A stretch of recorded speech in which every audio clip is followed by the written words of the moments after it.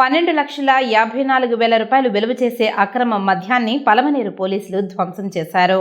కర్ణాటక రాష్ట్రం నుండి ఏపీలోకి అక్రమంగా తరలిస్తున్న వివిధ కేసుల్లో పట్టుబడిన నాన్ డ్యూటీ పెయిడ్ లిక్కర్ను చిత్తూరు జిల్లా పలమనేరు పోలీసులు శుక్రవారం ధ్వంసం చేశారు. ఈ సందర్భంగా అధికారులు మాట్లాడుతూ పలమనేరు గంగవరం పోలీస్ సర్కిల్ పరిధిలో వివిధ కేసుల్లో పట్టుబడిన సుమారు 12 లక్షల రూపాయలు విలువ చేసే ఎన్టీపీఎల్ లిక్కర్ను ఉన్నతాధికారుల ఆదేశాలతో ధ్వంసం చేశామని తెలిపారు.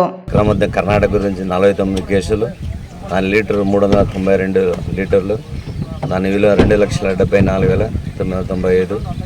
సారాయి 5 కేసులు, 29 లీటర్లు, 8,750 లీటర్లు రూపాయలు. మొత్తం 54 కేసుల్లో 422 లీటర్లు అక్రమ మద్యము, సారాయి 2 కలిపి 2,83,775 రూపాయలు దాన్ని సీజ్ చేసి తర్వాత నాశనం చేసి జరిగింది ఈరోజు.